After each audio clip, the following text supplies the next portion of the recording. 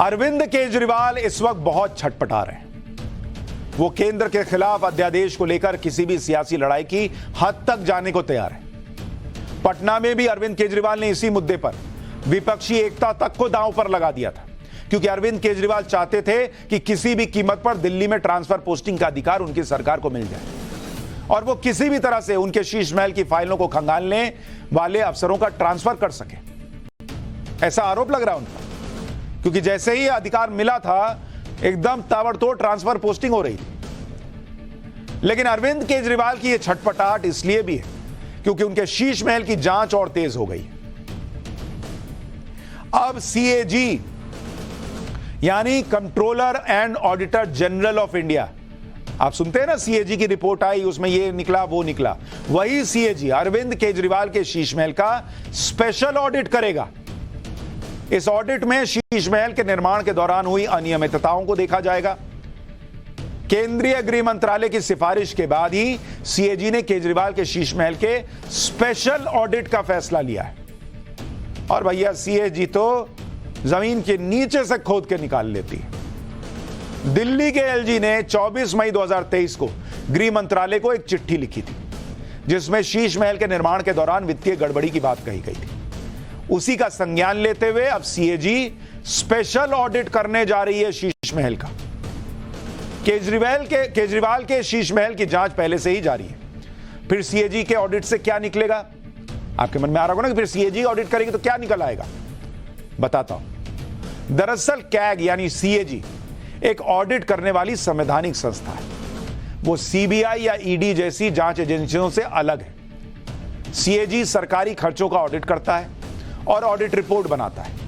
इसी audit report से पता चलता है कि खर्चों में कोई अनियमितता थी, गड़बड़ियां थी या नहीं थी। आसान शब्दों में कहें तो सरकार जो भी धन खर्च करती है, सीएजी उस खर्च को देखता है और पता लगा लेता है कि धन सही तरीके से खर्च हुआ या नहीं हुआ। सीएजी यह भी देखता है कि जिस काम के लिए सरकार का पैसा सैंक्शन हुआ था, क्या उस पैसे से वही काम किया गया या नहीं किया गया। जिस अधिकारी ने सरकारी पैसे को खर्च किया, क्या उसने यह खर्च नियम के दायरे में किया या नहीं किया। सीएजी यह भी देखता है कि किसी भी सरकारी काम में जो पैसा खर्च हुआ वो कहीं जरूरत से ज्यादा तो नहीं हुआ। कहीं ऐसा तो नहीं हुआ कि 5 रुपए के काम के बदले 10 रुपए खर्च कर दिए गए। अगर सीएजी शीश महल का ऑडिट करेगा तो उससे यह पता चल पाएगा कि पीडब्ल्यूडी अधिकारियों ने किसके दबाव में आकर नियमों का उल्लंघन किया, जो शुरुआती तौर पर दिखता है। और केजरीवाल का शीश महल कैसे करोड़ों रुपए का होता चला गया, उसका एक एक सच सामने आएगा। सीएजी की जांच में यह भी साफ हो जाएगा कि शीश महल में किस काम के लिए जरूरत से ज्यादा पैसा खर्च किया गया, कैसे 20 करोड़ का बजट 53 करोड़ के पार चला गया। एक एक चीज क्लियर हो जाएगी। वहां कोई 8 लाख का पर्दा ढक नहीं पाएगा। टाइम्स नाउ न भारत पर ऑपरेशन शीश महल ने केजरीवाल को लेकर जो लोगों के मन में एक छवि थी, उसको तोड़ दिया। मैं अमेरिका गया, अमेरिका में लोग शीश महल की चर्चा कर रहे थे। वो कह रहे थे आपने केजरीवाल की पोल खोल कर रख दी, हमने तो सोचा नहीं था ये ऐसे निकलेंगे। और दिल्ली के एलजी ने दिल्ली के मुख्य सचिव को रिपोर्ट तैयार करने के लिए कहा, शीश महल पर हमारी रिपोर्ट देखने के बाद। और मुख्य सचिव की रिपोर्ट के मुताबिक रेनोवेशन के नाम पर अरविंद केजरीवाल के लिए नया सरकारी बंगला बना दिया गया। मतलब वही बात जो हम कह रहे थे। नया सरकारी बंगला बनाने से पहले पीडब्ल्यूडी की बिल्डिंग कमेटी से बिल्डिंग प्लान की मंजूरी नहीं ली गई थी। शुरुआती प्रपोजल यह था कि मुख्यमंत्री अरविंद केजरीवाल के सरकारी बंगले में अतिरिक्त जगह बनाई जाए, लेकिन बाद में पीडब्ल्यूडी मंत्री ने जो प्रपोजल मंजूर किया, उसमें पुरानी बिल्डिंग को तोड़कर नई बिल्डिंग बनाने की बात थी। मुख्यमंत्री के लिए जो बंगला बनाया गया, उसकी शुरुआती कॉस्ट 15 से 20 करोड़ रुपए अनुमानित थी, लेकिन बाद में यह बढ़ती चली गई और 15 से 20 करोड़ का बजट 53 करोड़ रुपए के तक पहुंच गया। यानी जितना अनुमान लगाया गया था 15 करोड़ का, उससे करीब 3 गुना ज्यादा। दस्तावेजों से यह भी पता चला कि पीडब्ल्यूडी के प्रमुख सचिव से मंजूरी न लेनी पड़े, इसके लिए हर बार अलग अलग चीजों का बजट 10 करोड़ रुपए से कम रखा गया। मुख्यमंत्री का बंगला बनाने के लिए पेड़ काटे गए और इसके लिए भी जो जरूरी मंजूरी लेनी थी, उससे बचने के लिए 5 बार अलग अलग मंजूरी ली गई, क्योंकि 10 से ज्यादा पेड़ काटने पर अलग से मंजूरी लेनी पड़ती। इसलिए 28 पेड़ों को काटने के लिए 5 अलग अलग बार मंजूरी ली गई। पर्यावरण से जुड़े कानूनों के उल्लंघन का मामला एनजीटी में पेंडिंग है।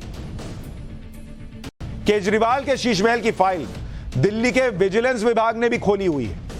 मतलब केजरीवाल चौतरफा घिरे हुए हैं इस वक्त। विजिलेंस विभाग इस मामले में 7 पीडब्ल्यूडी इंजीनियर्स को कारण बताओ नोटिस भेज चुका है।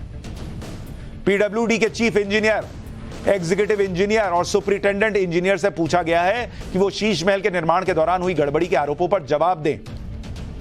पीडब्ल्यूडी के अधिकारियों को भेजे गए नोटिस में यह कहा गया कि पीडब्ल्यूडी अधिकारियों ने फाइलों में यह लिखा है कि मुख्यमंत्री के कहने पर बंगले में बदलाव किए गए, जिससे बजट तय अनुमान से काफी ज्यादा बढ़ गया। बिना सर्वे रिपोर्ट के मुख्यमंत्री के पुराने बंगले को ढा दिया गया और नई बिल्डिंग बनाने के लिए बिल्डिंग प्लान की भी मंजूरी नहीं ली गई। नोटिस में विजिलेंस विभाग ने कहा कि मुख्यमंत्री को जो नया बंगला मिला वो तय परमिशन से काफी ज्यादा बड़ा है और इन्हीं सवालों के जवाब पूछे गए कि बताइए ये सब क्यों हुआ। यानी एक एक बात पर अब जवाब मांगा जा रहा है जब से हमने ऑपरेशन शीश महल दिखाया। एक के बाद एक शीश महल की फाइल खुलती जा रही है, जिससे केजरीवाल परेशान है। शीश महल से जुड़ी जांच को रोकने के लिए अरविंद केजरीवाल क्या क्या कर चुके हैं वो आपने देखा है। दिल्ली सरकार ने उस विजिलेंस अधिकारी को भी हटा दिया था जो शीश महल की जांच कर रहा था। उस पर जो आरोप लगे, जिस एनजीओ के मार्फत आरोप लगे, उस एनजीओ के लोगों ने आकर कहा था कि हमने तो कोई आरोप ही नहीं लगाया।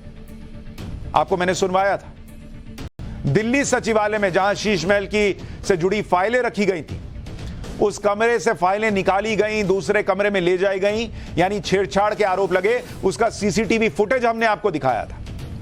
शीश महल पर सवालों से बचने के लिए आम आदमी पार्टी ने पंजाब में हमारी टीम को कैसे झूठे केस में फंसाया, हमारी रिपोर्टर कैमरा पर्सन को कैसे जेल में डाला गया और कोर्ट से कैसे उन्हें जमानत मिली, ये सब ने देखा, दुनिया ने देखा। अमेरिका गया, वहां भी लोग कह रहे थे कि बताइए कैसे आपकी रिपोर्टर को जेल में डाल दिया।